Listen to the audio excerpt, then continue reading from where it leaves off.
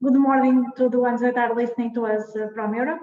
Good afternoon to the ones that are listening to us from China. I'm very pleased to welcome you in this ENRICH in China webinar on Horizon Europe co-funding mechanism for Chinese partners. Many thanks for being able to join us. I'll pass now the word to my colleague Xiaowei, and Xiaowei will say a few words about housekeeping rules.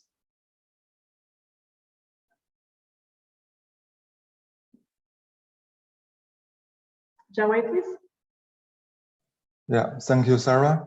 A few words about housekeeping rules. So we would kindly request our participants to mute yourself during the webinar.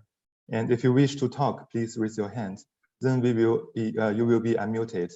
Of course, you are free to address any questions or comments on the chat board anytime during the webinar.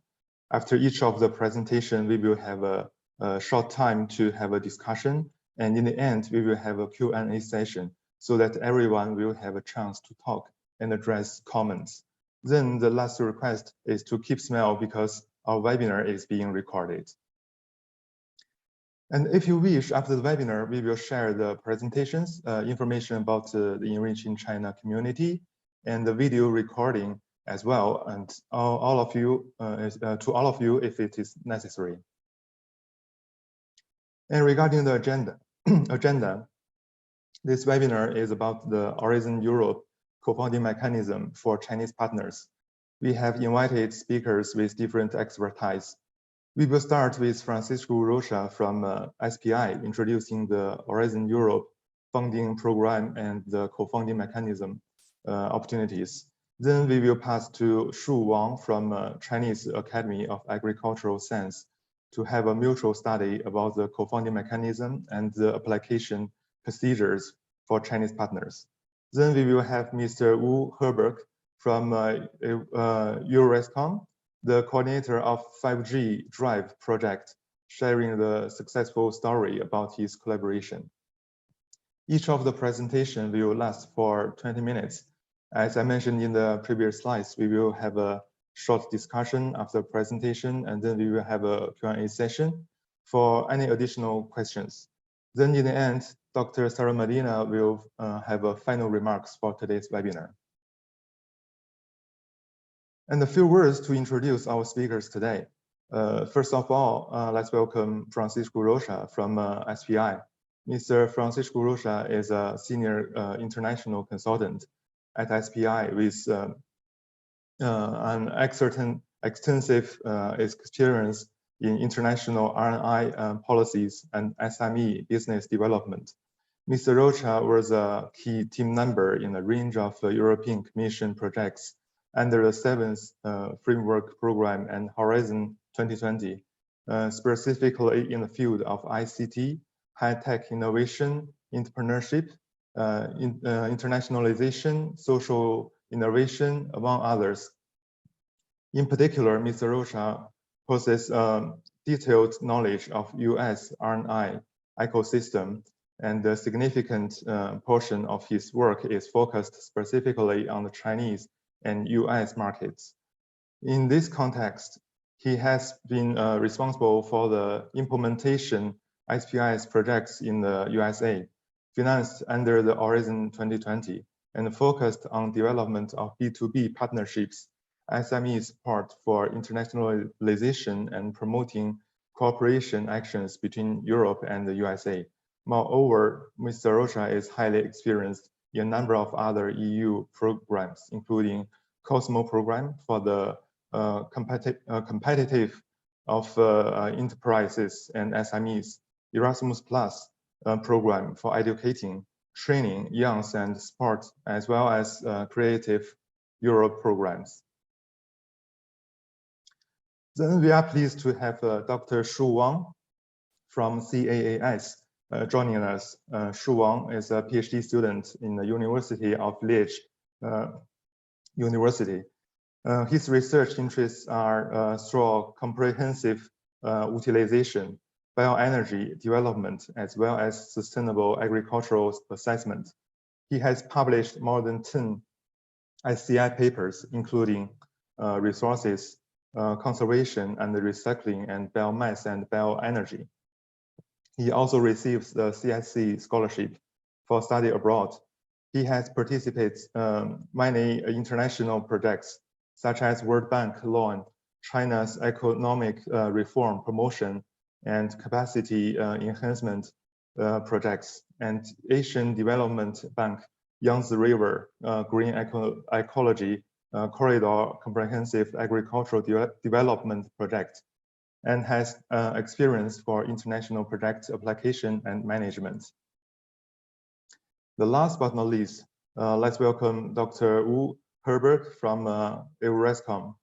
Wu Herb is a project manager at EURESCOM, where he is in charge of managing and coordinating international research projects. Wu has been a coordinator of the EU-China 5G Drive project, which has been already completed. Currently, Wu coordinates the 5G PPP Inspire 5G Plus project that will advance network and service security for 5G and beyond networks, and the charity project, which defines a framework for enabling immersive extended reality service in 5G network. Welcome to all of our speakers today. And now I will pass the floor to Dr. Sarah. Many thanks, Zhao. Many thanks for being able to join us for this ENRICH in China webinar, and many thanks to the speakers.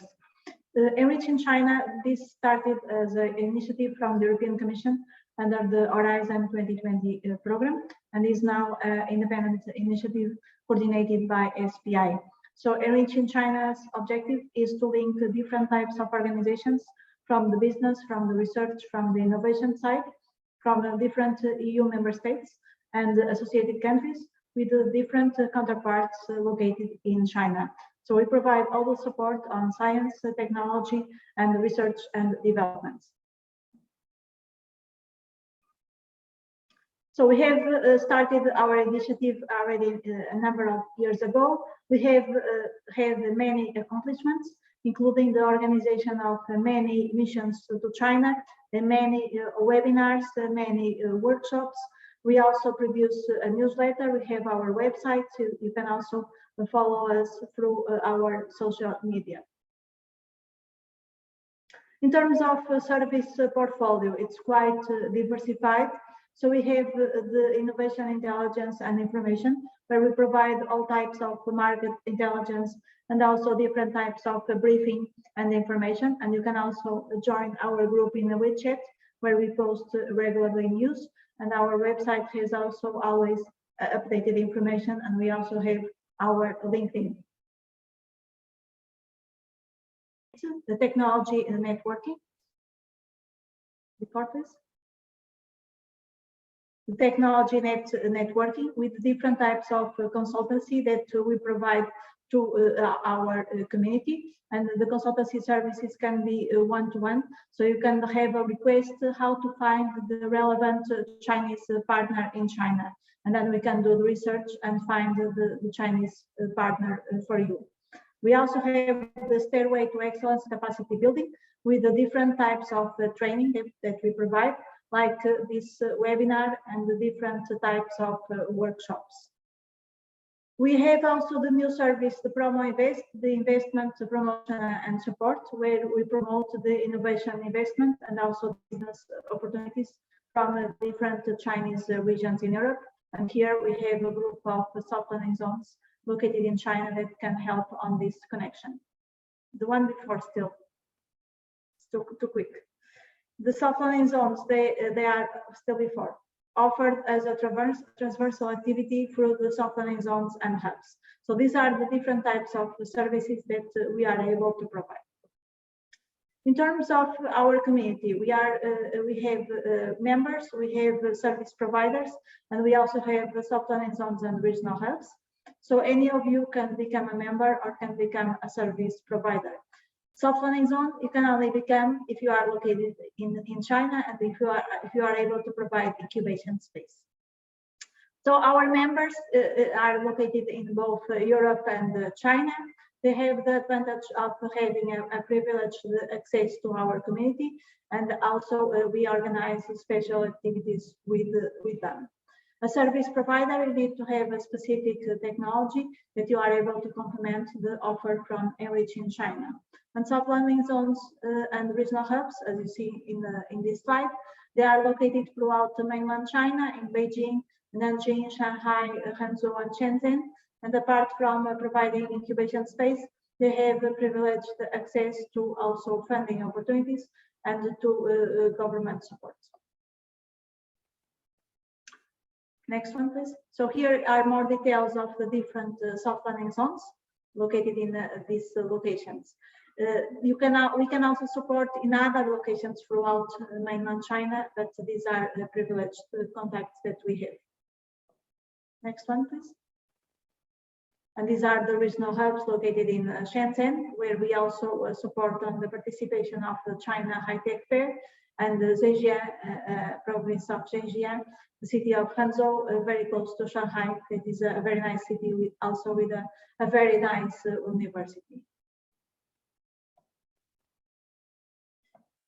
In terms of our activities, here you can see a picture of actually the last tour, the last mission we organized in November 2019. We took a group of Europeans to Shenzhen and also to Chengdu to participate in the EU-China Business and Technology Cooperation Fair, and in Shenzhen to participate in the China High Tech Fair.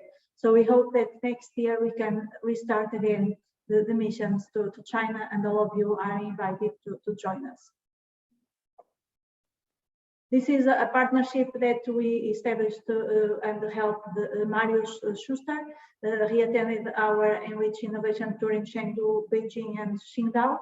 And we were able to, through that, he was able to establish an office afterwards in Jinan and sign the different memorandums of understanding in China. Another case of success is this partnership agreement with the Netherlands Innovation Center. The ENRICH in China initiative and the Netherlands Innovation Center, they signed these partnership agreements during the 4th Netherlands Innovation Center project matchup meeting. And this agreement laid the groundwork for future cooperation. In terms of upcoming activities, we are going to have the next webinar planned to September, so stay tuned. Also, we are about to sign another memorandum of understanding with the Shenzhen Bay Innovation Center, and the ENRICH in China initiative and the Shenzhen Bay Innovation Center will formalize this agreement very soon. This the Shenzhen themed joint webinar, also with the signing ceremony, will take place also very soon in a date to be confirmed. So many thanks for joining us. These are our widgets from Xiao Wei and from myself and two other colleagues that are also part from the ENRICH in China team, Daniel and also Andre. Many thanks again, and I'll stay together with you until the end of the webinar. I'll pass to you, Xiao Wei. Thank you.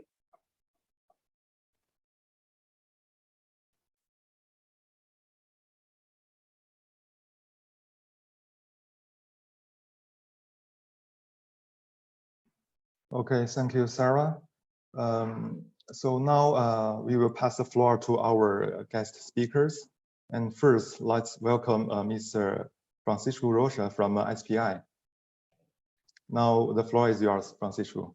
Do you want to share the screen? Xiao Wei. Okay, so hello, good morning, everyone, and good afternoon to those that are in China. It is a great pleasure to speak to you today.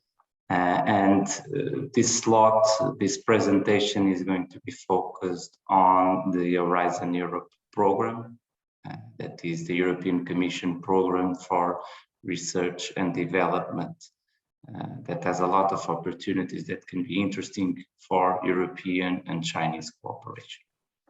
So I will now share the screen. I hope that you can see the presentation in full screen. Jiawei, can you confirm it, please? Yes, it's shown Okay, properly. thank you. So I will initiate the presentation. So thank you very much for the introduction, Jiawei, and for presenting ENRICH in China as well, Sarah. As I mentioned, I am going to focus now the presentation on the Horizon Europe funding program and the co-funding opportunities that can exist for cooperation between Europe and China. So just an overall introduction about the Horizon Europe program.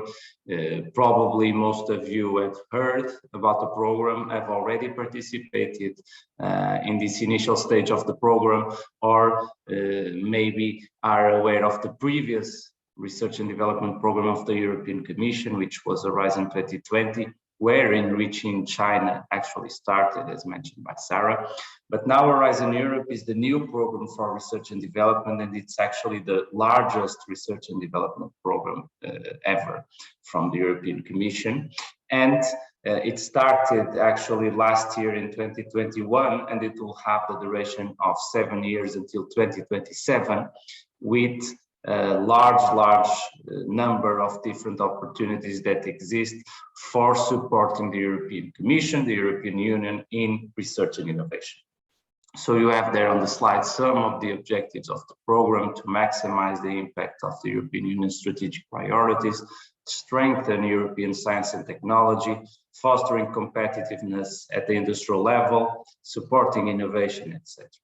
You have also there some main goals from the European Commission. So the GDP gains, the focus that the program will have in the climate aspects, and also the support to innovation, boosting growth through the creation of new jobs. So this program supports research and development projects, not only in Europe, but in Europe at the international level, which includes China. And this brings, as I mentioned, a large set of opportunities for those that are looking for cooperating with China at the European level, of course, in topics and in different thematics within research, development, and innovation. So this program, as I mentioned, is the largest ever. It started in 2021 with one work program, which included several opportunities, so calls for proposals that are open until the end of this year. And now the European Commission is drafting a new work program that will include new calls for 2023-2024, which will be published, we say, very soon, in a few months, and where you can then see what opportunities are available, and in specific to look for opportunities that might focus on the Chinese side, on cooperation between EU and China, as I just mentioned. So for those that know Horizon 2020, just a very short slide on how it transitions from Horizon 2020 to Horizon Europe. What are the main differences? These are the main pillars of action of the program, where different opportunities and calls are included. And so you can see that the structure is quite similar, although Horizon Europe focuses, I would say, more on the innovation side, as we have this focus on innovative Europe and in the industrial part as well, which was present in Horizon 2020, but more on an early stage of innovation. How is the program organized then? Basically, we have Horizon Europe in 3 pillars. One is excellent science, the second, global challenges and the European industrial competitiveness, and the third is innovative Europe. Of course, pillar 1 focuses more on research projects, so scientific development, and while the third pillar focuses more on innovation, more on the company side. So higher levels of innovations and closer to the market. There is also, as you can see at the bottom part of the slide, an horizontal program, which is the widening participation that's focusing on specific regions of Europe or specific aspects concerning supporting the European research share. If you look at the budget, so this is as I mentioned, a very, very large program. So in total, it's more than 95 billion euros of budget for Horizon Europe. So this is the largest research and development program ever. If we look at the distribution of budget for the pillars that I just shown in the previous slide, you'll see that Pillar 2, Global Challenges and European Industrial Competitiveness, is the one with the highest amount of budget, so 53 billion euros of budget. So these are huge amounts, and within these amounts, of course, there are thousands of opportunities, thousands of open calls that are open for participation from the European and in some cases from international side, including China. So this is a very good opportunity for those that are looking for cooperation at the research, development and innovation side between both regions. After the global challenges, we also have a strong focus on excellent science, then the pillar on innovative Europe with 13 billion euros, and finally the widening part with 3 billion euros. Of course, these are all large amounts. We're talking about 3 billion euros of funding available for developing projects. These are very, very large amounts, as you can see. I will now go quite shortly for each one of the pillars, showing some of the opportunities and programs that are included there that, of course, might be of interest to you.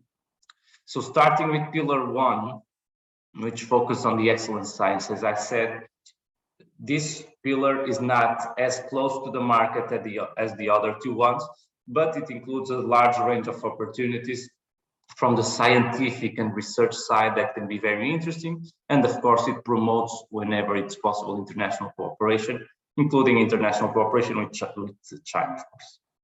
There are three main parts of the Pillar 1 program. And here you have the European Research Council, which focus more on frontier research, supporting innovation, supporting new ideas and supporting research approaches and projects with a budget of 16 billion euros. Then you have the Marie Curie actions, which actually support grants for researchers for developing their career, their research career, supporting their mobility at the European and international level, so with a budget of 6.6 billion euros. And finally, the development of research infrastructures at the European level, so facilities that focus on specific research areas and topics to support communities. And here the Commission is providing a budget of 2.4 billion euros. Within each one of these programs, there are hundreds, and sometimes, in this case, no, but in Pillar 2, yes, thousands of calls that are available. So different opportunities focused on different topics. Now, if you look at Pillar 2, which is the largest one, as I just shown in the previous slide, the one which has the largest amount of budget, you will see that Pillar 2 is divided by a set of 6 clusters, which are basically main thematic areas where there are several opportunities within them. These are basically some areas, priority areas from the Commission in terms of research and innovation. And as you can see, these are quite, I would say, large and horizontal, so they can include a large set of opportunities. We have, as you can see, these 6 clusters on the right part of the slide. So there is a cluster on health, a cluster on culture, creativity and inclusive societies, also a cluster on civil security for society, on digital industry and space, climate, energy and mobility, and food, bioeconomy, natural resources, agriculture and environment. So as you can see, these areas are quite straightforward, and within each one of these areas, there are a large number of opportunities available for cooperation. If we look then at the budget per area, we'll see that there are some main clusters that are that have a very, very large budget. You will see at the bottom of the slide, the digital industry and space is an area and the sector where the Commission is putting a lot of importance. So you can see 15 billion euros just for this cluster. Then the climate, energy and mobility, as I discussed at the beginning, it's also a budget of 15 billion euros. This is quite large.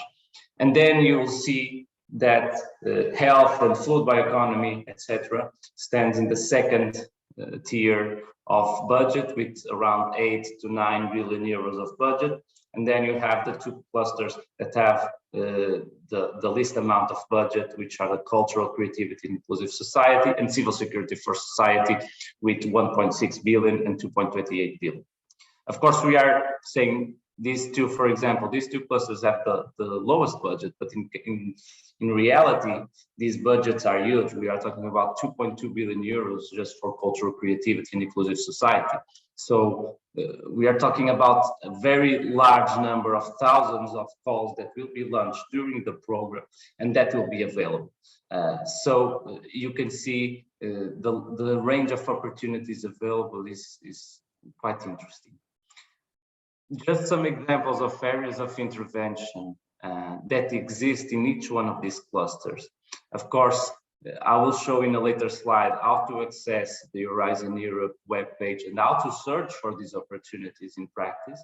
But you can see here some of the areas where you can see that there are opportunities. If we look at health, you will see that there are several calls that focus, for example, on non-communicable and rare diseases, or environment and social health determinants, infectious diseases, or healthcare systems. So there are different opportunities in these areas. On the cultural area, you will see that cultural heritage, creativity, democracy are aspects that the Commission is putting a lot of importance, and so there are opportunities in those areas. Civil security, we are talking a lot about cyber security, for example.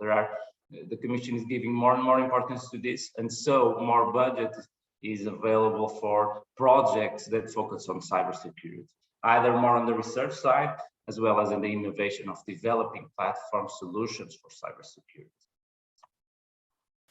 In terms of digital industry and space, you'll see a lot of areas and sectors and thematic areas that are discussed largely, for example, next generation internet, or manufacturing technologies, digital technologies.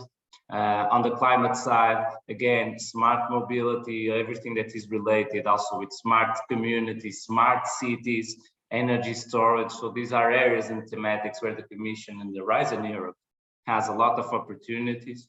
And of course, at the food part, you will see circular systems, also the concept of food systems, biodiversity, supporting also the seas, oceans, and inland waters.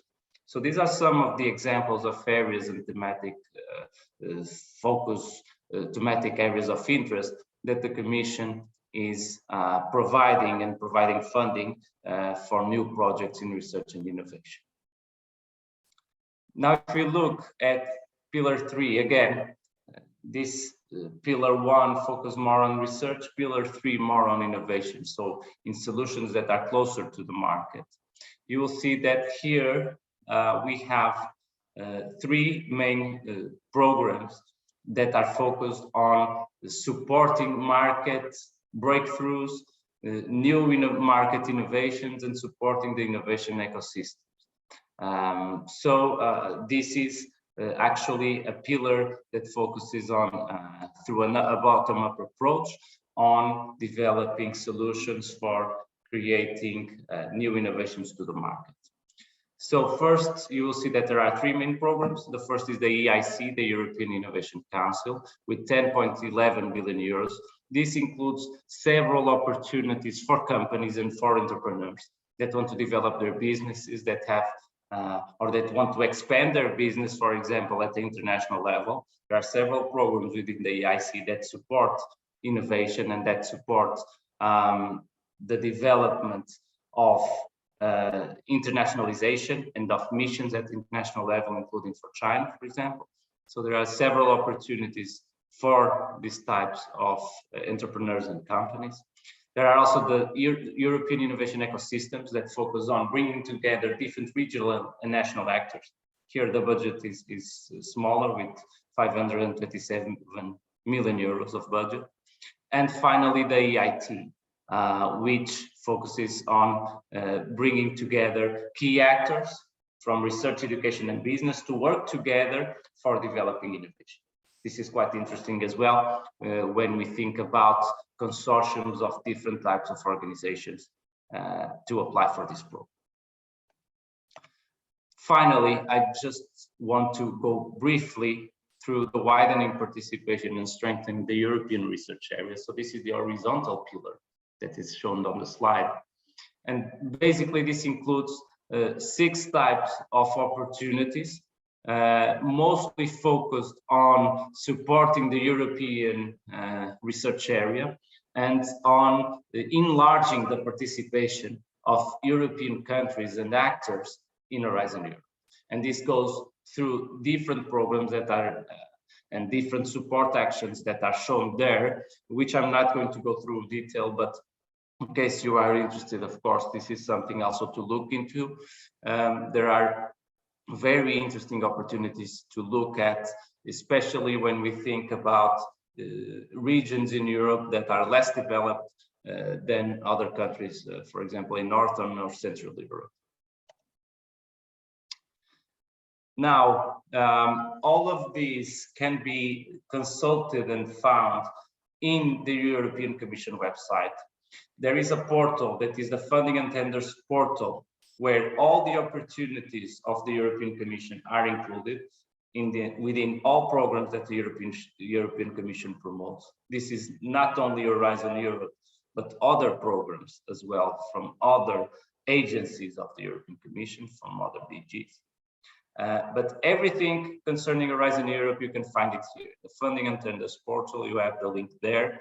Of course, as Xiaowei just mentioned, the slides will be shared, so you can check the link later for checking the website and understanding what opportunities are out there. This website is quite comprehensive in the sense that you can easily look at and search for the main opportunities that are available and that are open for participation at this point.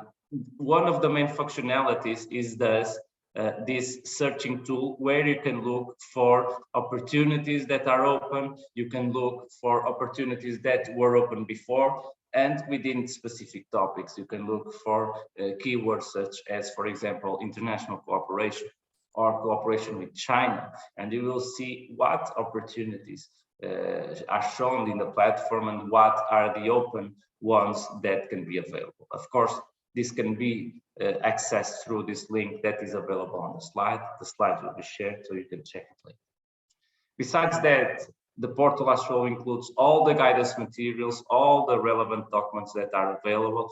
And so this is of interest for you to check and to further explore opportunities and different programs and options that you have within the Horizon Europe program. This, for example, is the case if we look for China in EC funding and tenders and filter it for Horizon Europe. So to see what specific calls and opportunities that are available at this moment that include China somewhere in the title or somewhere in the call text. And you will see that there are some opportunities that appear, although all of these are currently closed. So as I just mentioned at the beginning of the presentation, the European Commission launches specific work programs within Horizon Europe. These work programs, each one includes thousands and thousands of open calls for proposals that are available. And the Commission launched last year the work program for 2021-2022. And all the opportunities that are currently being funded by the European Commission on Horizon Europe concern the work program of 2021-2022. Now, later this year, probably in a couple of months or more towards the end of the year, the European Commission will launch the new work program for 2023-2024, which means that the new set of opportunities, and we are talking about thousands of calls for proposals, will be open for participation and for deadlines between 2023 and 2024. Of course, it is expected that several of these calls for proposals are targeting China or somewhat targeting international cooperation that can be open to Chinese participation. So we think that it would be good to look into this in more detail when the work programs are launched, when the new work program will be launched, and where we can find more details on the opportunities for China. And opportunities that can, at the end, and this is my last slide, give birth to different projects and initiatives. We heard Sarah just discussing, and this webinar fits under the initiative of ENRICH in China, which was funded under the previous program of Horizon 2020. And this is the case of other projects that have been funding in the past to support cooperation between European Union and China. We'll have the presentation for 5G Drive just in a few minutes, and you will see also an example of other projects that were funded, such as, and you also have it there on the slide, such as the CNET, Dragon Star, or the 5G EU China. So there are different opportunities in a large range of areas. As I mentioned, we are talking about thousands and thousands of goals with billions of euros of budget, and thus this is of course related and connected with different opportunities for EU-China cooperation. Of course, I am open to questions and comments from the audience, and also the slides will be shared. So please, Jiawei, let me know if there is any point of discussion. Thank you very much. Okay, thank you, Francisco, for your very detailed introduction of Horizon Europe program and the guidance for the Chinese partners to how to search for the specific proposal. So I believe right now we don't receive any questions, but for all the attendees, please feel free to raise any questions in the chat board or on the Q&A board. So now let me share my screen again. We will now pass the floor to Dr. Shu Wang from the Chinese Academy of Agricultural Science to have a mutual study on the co-founding mechanism and application procedures. Now the floor is yours. Okay, I will stop sharing. Would you please share screen? Okay, can I share my screen? Yes, now? please, you can now. Okay.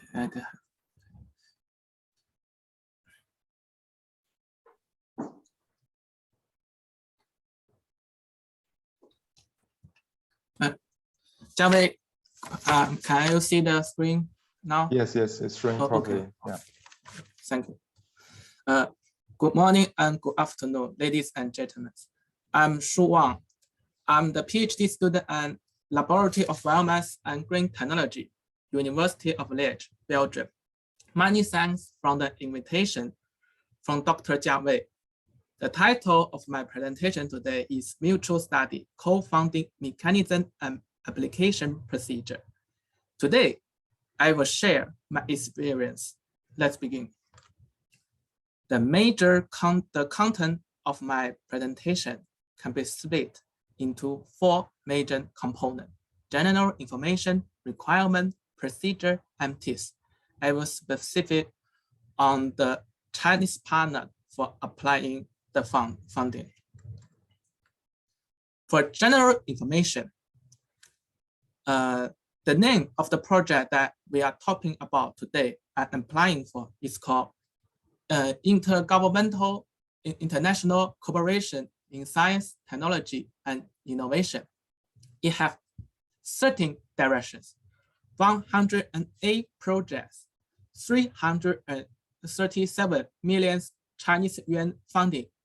It covers many international partners, Asian, Latin American, Oceania, and most important, the Europe, European Union, Belgium, Malta, Finland, UK, Greece, Italy, Spain, Portugal, and Poland.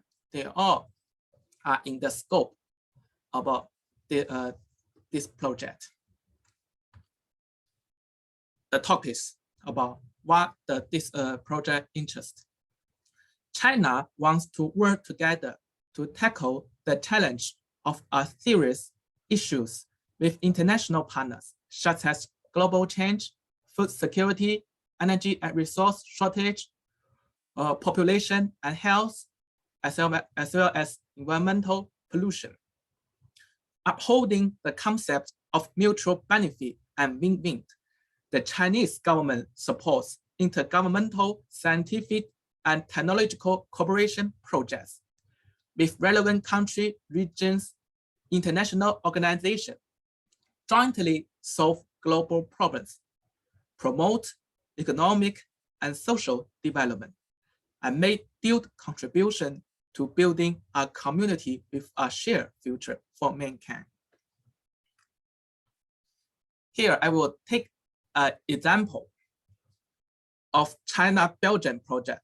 It should be noted that it's a specific Wallonia. You know, in Belgium, is split different language speaking regions. The China-Belgium Wallonia Intergovernmental Scientific and Technological Cooperation Project.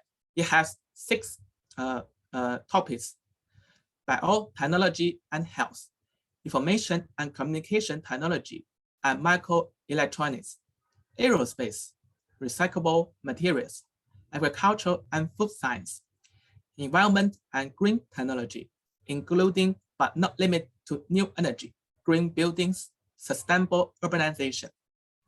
The number of the project to be supported is 10, and total support fund is 10 million Chinese yuan.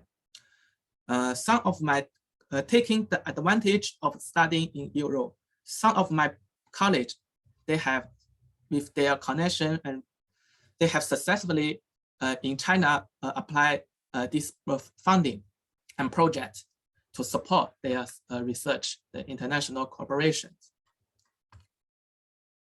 Where to find the guideline? It has the document and material. The guideline has been issued and promulgated in the platform called National Science and Technology Information System Public Service Platform, run and organized by Ministry of Science and Technology in China. You can see on the picture that not only this intergovernmental cooperation project, other interesting project for international cooperation are also issued in this website. They have many useful information and material for reference. Now, I move to the next component, the requirement. The criteria for application. It has 2 types of units that are attendance. One called project leading application unit, the team leader, and the participant unit.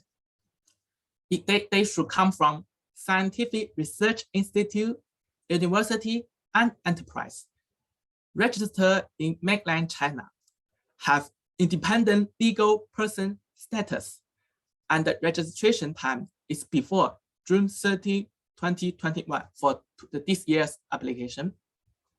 It should be emphasized that government office should not take part in the project application.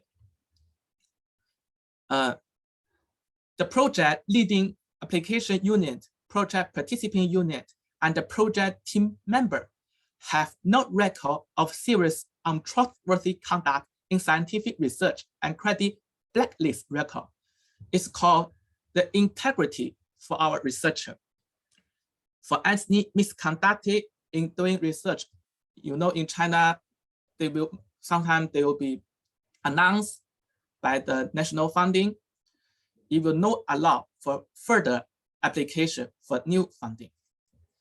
The leader of the project must have a senior professional title or a doctoral degree, be born after January 1st, 1962. I work on the project for no less than 6 months each year. In other words, if the project has been successfully applied, the team leader should spend more than 6 months each year on the project. Also, it should be emphasized that the leader of the project should be scientists, and civil servant cannot attend the project. More information can be found in the section of requirement from the application guideline. How to apply it? It's all on online application. With the help of the improvement of internet technology and the concern on coronavirus, they are no longer required the delivery of paper material to the Ministry of Science and Technology. This application is a paperless application, and the assessment from MOST is entirely based on the material uploaded to the application system. There is a two-flow application procedure. First is preliminary proposal and formal proposal. For 2022, this year's application, for preliminary proposal, the application time is from May 10, 2022 to June 30. After the assessment and selection, the remaining unions will be informed by Ministry of Agriculture of Science and Technology for submitting their formal proposal. Now, I think we move to the most important part for my today's presentation is open account. For the first time I get in touch with this, it's a bit complicated. It has 5 stages. First, the stage 1, the manager of the unit, usually the unit registered in the application system. The manager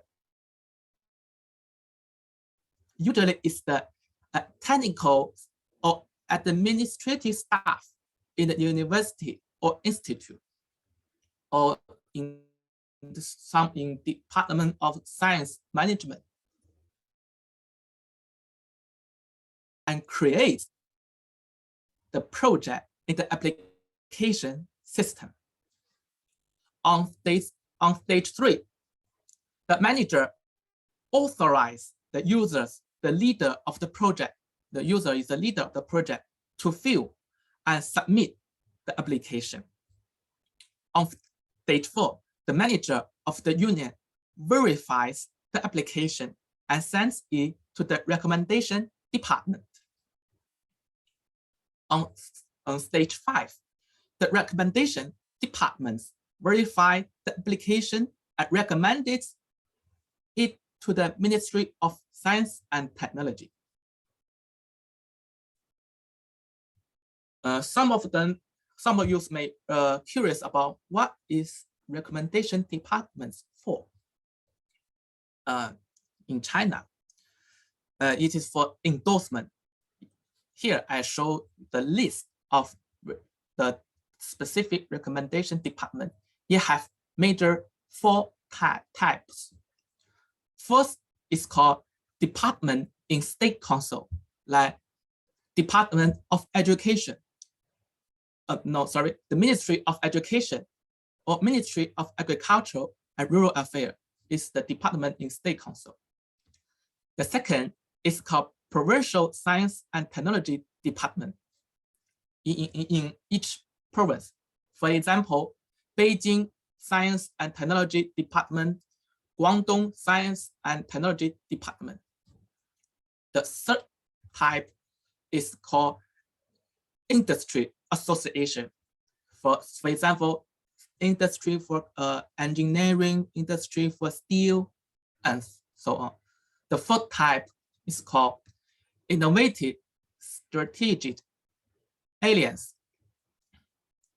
I give an example. Here is a translation is called Agricultural Equipment Industry Technology Innovation Strategic Alliance, which means that for every application, project application, it should have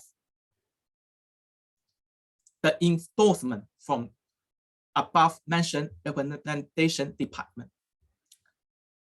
The complete list of this can be found on this website. Now, let's take a glance of application system. On the application system for the preliminary proposal, you have major 6 components: basic information, unit information, personal information, document upload, attachment upload, and letter of commitment upload, because the rest of the information is just some basic information that it can be filled easily.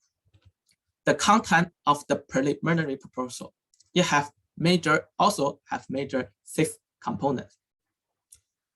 The first part is called key scientific issues, key technologies, and research objective to be addressed by the collaboration.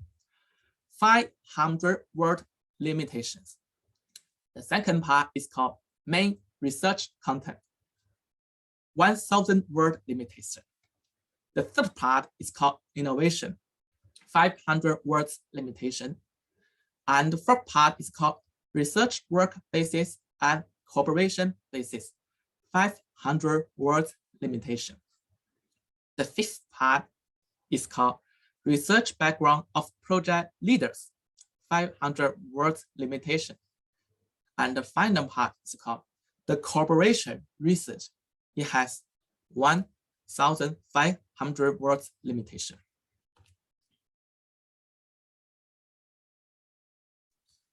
Now, we move to the final part for my presentation. It's called the tips in the project application.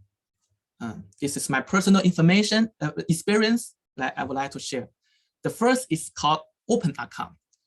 As I mentioned in the diagram I showed, it's a bit complicated. So I think the project leaders should have a tight relationship with scientific management department, the technical or admin staff in your unit or in your university, because the application requires their assistance and coordination. The time shortage for every step. The time is very limited, but you see that you have at least 5 stages. They should help you check the guideline, open the record, verify the record, verify the application. Maybe they will send back for some improvement. You will see that the time is very tight. If you do not have the tight relationship, some delay happens, it will delay all the application. So I think the tight relationship with the scientific management department is very useful. The second tips that I would like to share is competition. This competition means the internal or inside competition. It is not for the competition with other university. It is in the same university or institute. I will elaborate it. For some university or institute, priority is given to serving the projects or topic that school takes the lead in presiding over the application. For example, in a university, 2 applications. One is for project leader, one is from project participator. The school may not support project participator because it disperses the school domain first. Because in the stage 5, you remember you should have passed the recommendation department. Usually for one recommendation department, they will only have one recommendation. So you see that for some competition, inside competition, it should be also be noted. What? Merci beaucoup.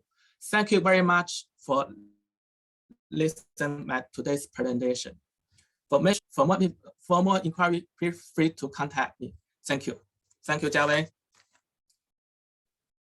Thank you, Shuwang, for your presentation. And now we have a very general idea about how the Chinese partners could participate and apply for the Horizon Europe program. So thank you again, Shu Wang. And now let's pass the floor to Wu Herberg. Let me share my screen again. Yeah. Good morning, everyone. Can you hear me? Yes, yes. Do you like to share your screen? Yes, I will do that. Okay, so I will stop sharing. Yeah, now you can share. Okay.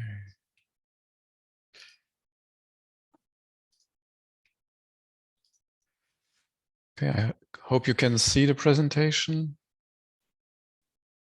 Yes. Okay, let me go to full screen mode.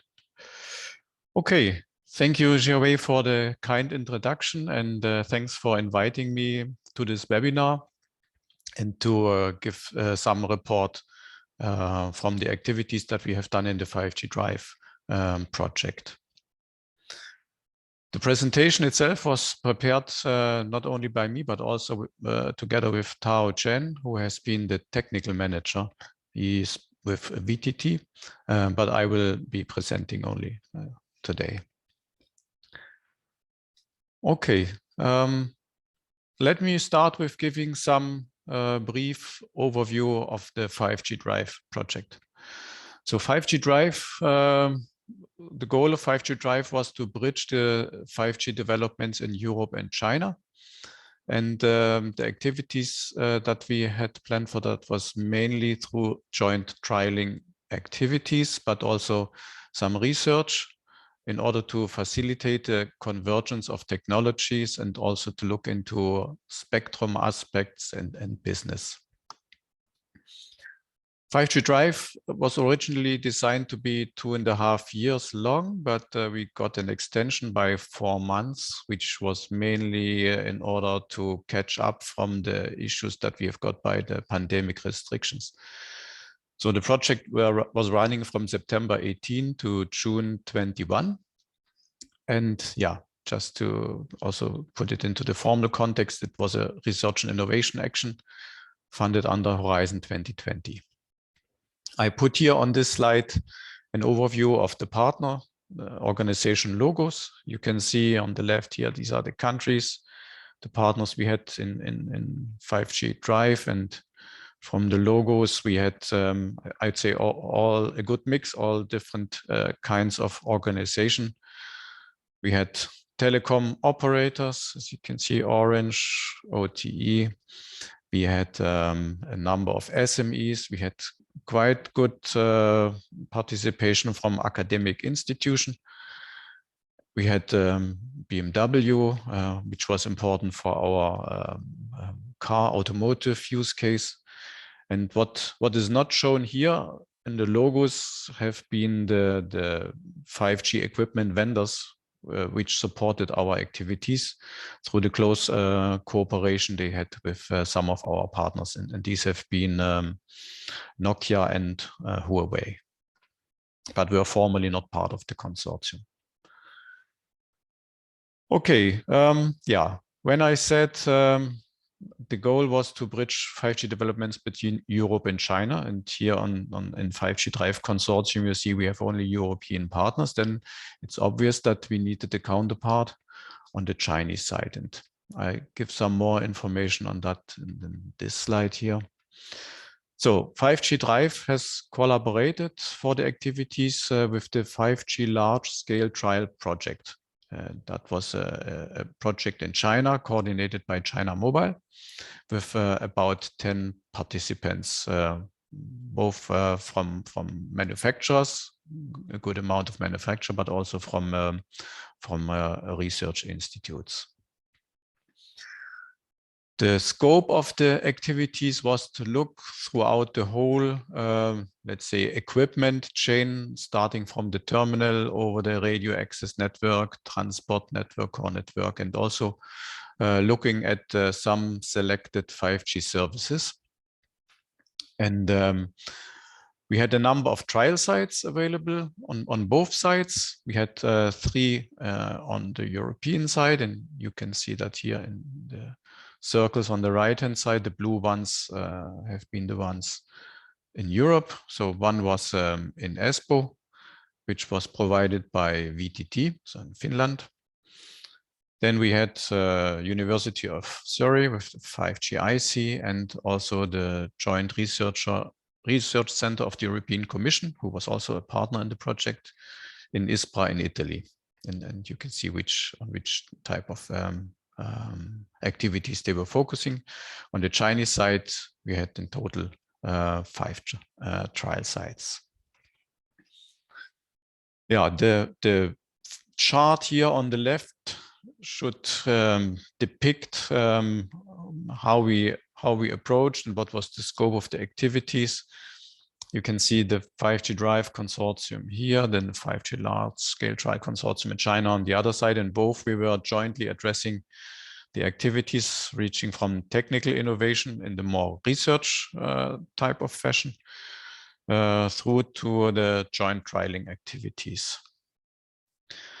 And as I mentioned, we had also selected use cases, selected services in our focus. And this, I think, was also really necessary in order to have a clear target where we could jointly perform our trialing activities and make also results comparable. And these have been the EMBB, so that's massive mobile broadband, and V2X, so vehicular to everything communication.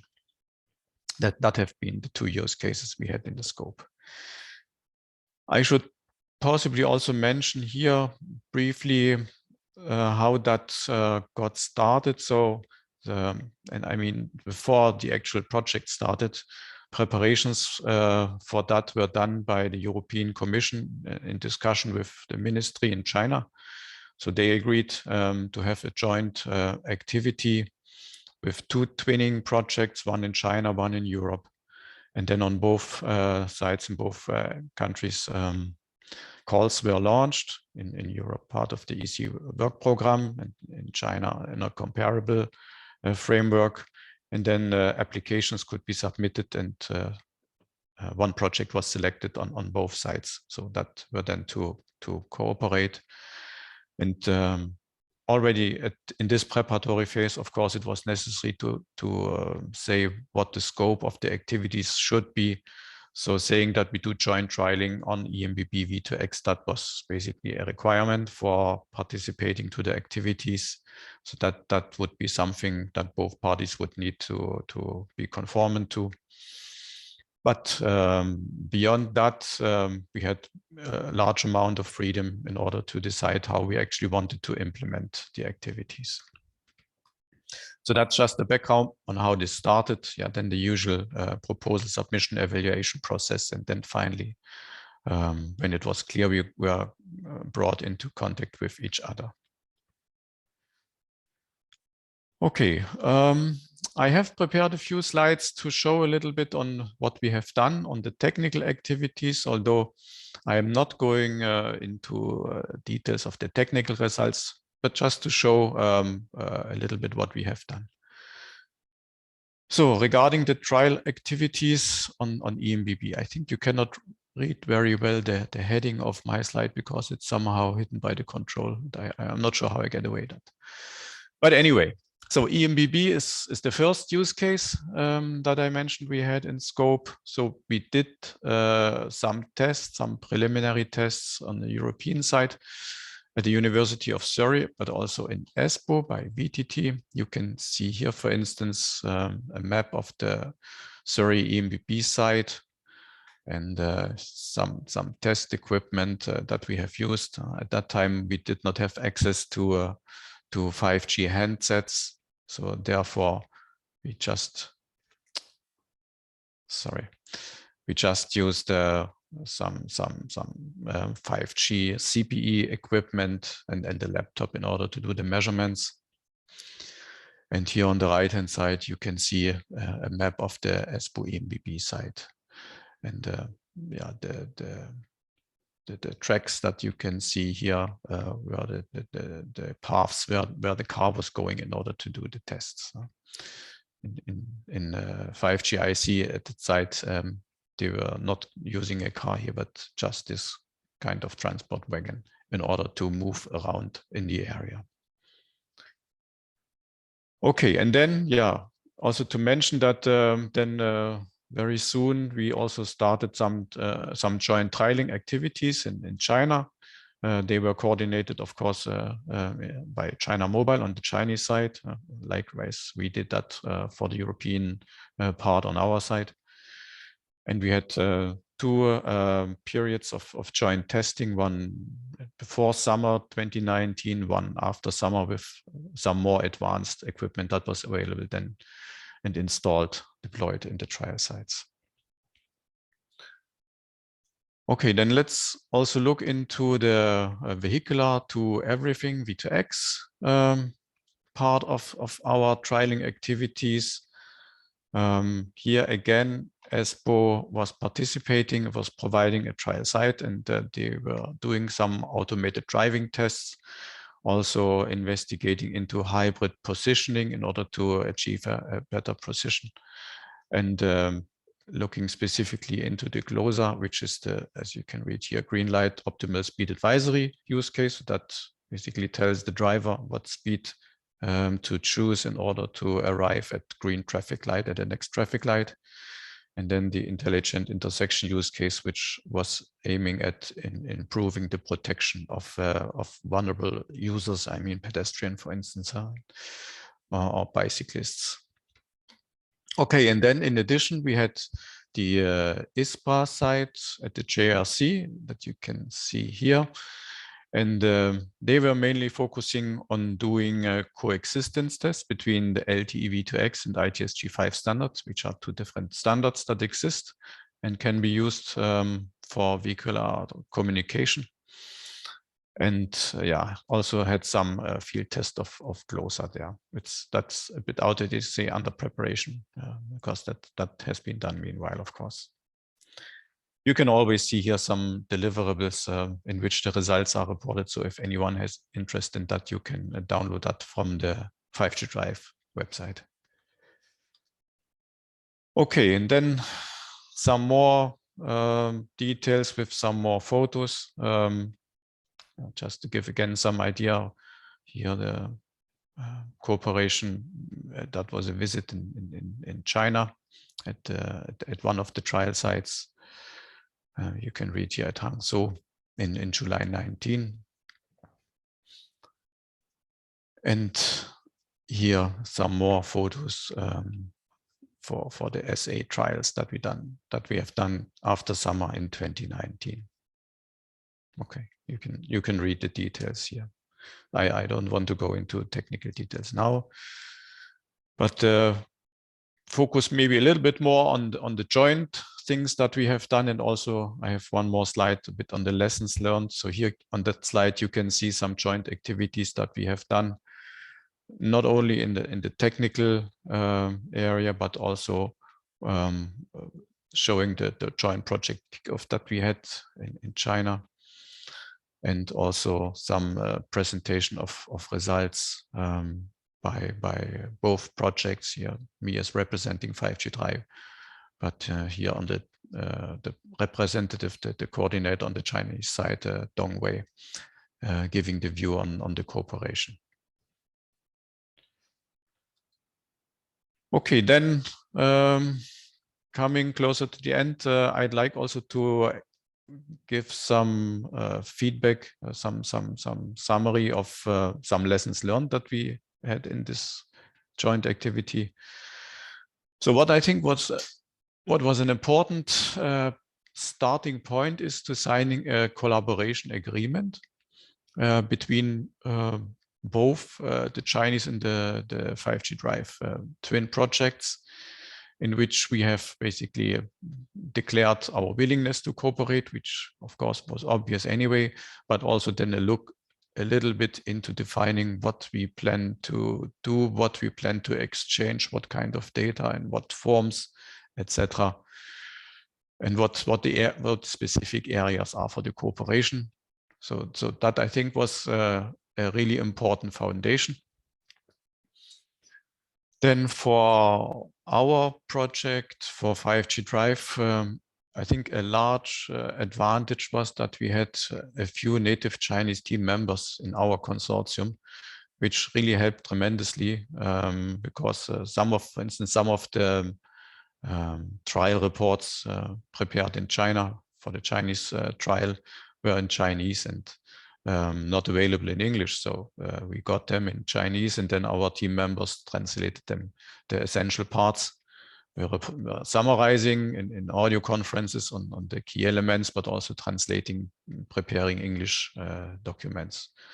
But also the communication showed that sometimes it seemed it's much faster if Mandarin is spoken instead of English.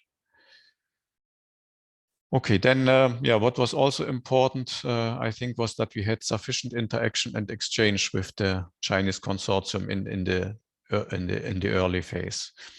That might not be so obvious for participants in purely European projects where cultural diversity is not so much the issue, and language is not an issue, and also the understanding of what needs to be done in such a project is pretty clear for everyone who has participated previously in cooperative projects funded by the EC. However, cooperating between China and Europe, that's different. So I think having a strong interaction, talking about many things that sometimes at least we in Europe thought we can take for granted, was really essential. We had a strong technical leadership on both sides, which we think is also crucial in order to ensure we have success. So we need to get a clear guideline, clear lead on what we plan to do, and then also enforce the activities are being done. Also important, I think, was to agree on what information we would like to exchange. So we have discussed about the use cases, then the type of information that would come out of that, and then also what we could share. Also considering that some of the information might be sensitive, so it was always important to clarify explicitly if information that we got is now, in a sense, public, that we can use it for our European side public deliverables, or whether it's sensitive and confidential, so that we shouldn't disclose it. Yeah, then we had a regular interaction at project level. We had several joint meetings, both in China, but also one in Europe. We wanted to have more, but then the pandemic restriction hit us really severely. And not only that, we had to adapt our trial work program a little bit due to the restrictions on traveling. It also meant that we couldn't do any further joint meetings. But still, I think we found a way in order to manage that successfully through electronic communication. Okay, and yeah, last point. I also think that it was crucial at the beginning to understand what are the expectations on both sides. Because if you just assume it's the same on both sides, you might easily be wrong. So it's important to speak about that, to have presentation, then to draw it up, prepare something in writing and have it checked on both sides. That's really also very important if you want the cooperation to make a success. Okay, conclusions. Yeah, we had a very positive experience, I would say. And I think I can also speak for the Chinese project partners, who I think also appreciated very much our collaboration. And yeah, as I mentioned on the previous slides already, it's really crucial to make sure that the projects are properly designed and clearly defined. And of course, you need to have a good team composition on both sides, but that I think is also obvious, and you need that basically for any project. And as always, improvements are possible for future. And yeah, if we get the opportunity to enter into such cooperation again, yeah, we would be happy to continue on that. That's all from my side. Thank you for your kind attention. Well, thank you, Mr. Wu. And a very nice and successful story about the collaboration between EU and China.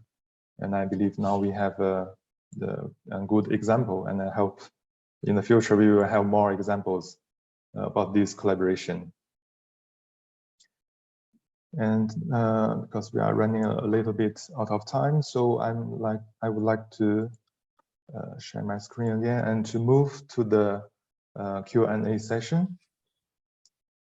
And yeah, from this session, again, the attendees are, please feel free to raise your questions in the Q&A board or the chat board. And if you want, you can also just raise your hand and to talk directly to our speakers. And for now, I see some questions raised by Leonardo, and Dr. Shu Wang already answered some of them. So Leonardo is curious about the co-funding mechanism, about where and how can we find the information about the project, and what does the co-funding mechanism mean to the European partners. And Dr. Shu Wang, do you have any further or detailed information that you would like to share with us? I think on the discussion board, I have answered the question properly, especially interest on what this program, the Intergovernmental Scientific and Technology Cooperation for. In fact, it is entirely for our Chinese partner who want to cooperate with the EU partners, because this is my personal experience, or as far as I'm concerned, that EU Horizon, the money, the funding is no longer support the Chinese partner. So if they want to invite the Chinese partner to cooperate, to attend the project, the EU money cannot use for the study in China. So the Chinese partner, they should find their money on their own. Hence, the Chinese government want to strengthen their international cooperation. Chinese government use Chinese funding to support them for international cooperation. If so, this is not a standalone, as he mentioned. As mentioned, it's not standalone. It should first coordinate with the EU partners that whether they have the willing to study with Chinese partner together. If the EU partners, they apply the EU Horizon project or other projects that they do not have Chinese partner, or they do not invite the Chinese partner, then the Chinese partner cannot apply it by themselves. It's first, it's most importantly, if they have the cooperation and then the EU partner fails to apply the EU project, for example, fail to apply the EU Horizon project, then the application or the preparation from Chinese partners will also fail. They cannot apply this money by themselves. This money must first the EU partner have succeed, and then the Chinese partner can follow up. Thank you. Okay, thank you, Dr. Shu Wang. So as I understand, so this is a big difference between Horizon Europe and Horizon 2020 programs.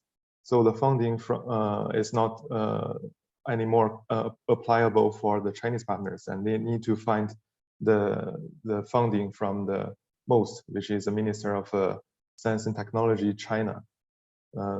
So am I correct? And do Francisco, you want to say something? Yes, maybe I can add here. Thank you, Joey, and thank you, Dr. Shu. Yes, that is absolutely correct, Dr. Shu, what Dr. Shu just explained. So Horizon Europe, as a standard point, the European Commission does not fund Chinese participation. That is, Chinese partners with the budget in a proposal do not get funded directly by the Commission. So for them, they can apply, of course, for proposals and for projects under Horizon Europe, but then the funding will need to be taken from other sources, such as the one that Dr. Shu has mentioned. Of course, that there might be specific cases where the call specifically says that it will fund Chinese partners, but these are, of course, exceptional cases, and it's not the standard general rule. Okay, thank you, Francisco. Yeah, now I think we have another question from Joannes, and she's asking, now we specifically in the Sino-German leading projects are there is facing some significant parties in setting up a joint program right now. So I think, as Francisco mentioned, now we are in a very specific timing that I think the future of this project is not very clear, and how the collaboration between the European countries and China, and how the funding will be applied to the Chinese partners is now not the best time to have a clear answer. So am I correct, Mr. Francisco? That is correct, Joey. As I mentioned during the presentation, the calls with deadline for 2022 are ending. And so the number of available calls is not that big at this moment, but in the upcoming months, there will be an official launch from the Commission on the new opportunities for the next 2 years, that is 2023 and 2024. So it is expected that thousands of new calls and opportunities, so we're talking of thousands of new opportunities that will be launched very soon for the next 2 years. And for sure, there will be several opportunities that target China.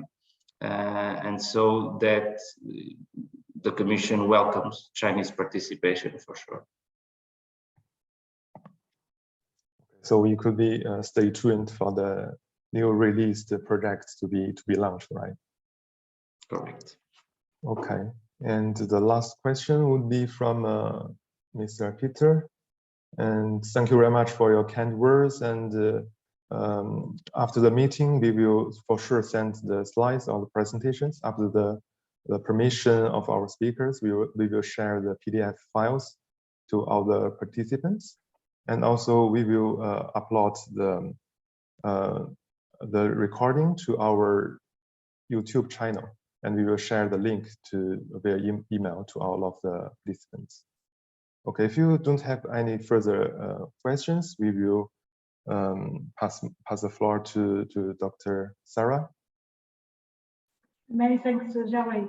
So many thanks to all of you for joining us for this ENRICH in China webinar, all the ones from different member states and associated countries throughout Europe, all the ones that are based in China. Many thanks to our speakers, to Shu Wang, to Francisco Rocha, and to Wu Herzog. Many thanks for having agreed to join us as speakers for these webinars. And we are very pleased to continue monitoring the different opportunities under Horizon Europe, and to keep you updated also for upcoming webinars and upcoming activities of ENRICH in China. So again, many thanks to all. Thank you, Joey, for also all the organization for this webinar, and we stay tuned with you for the future, and anything, feel free to contact us. Here is our email address, our WeChats.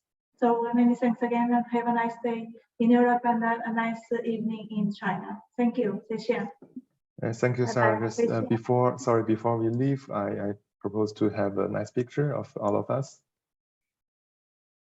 Is that okay? So I count 3 and we have a big smile. Okay, 1, 2, 3. Okay.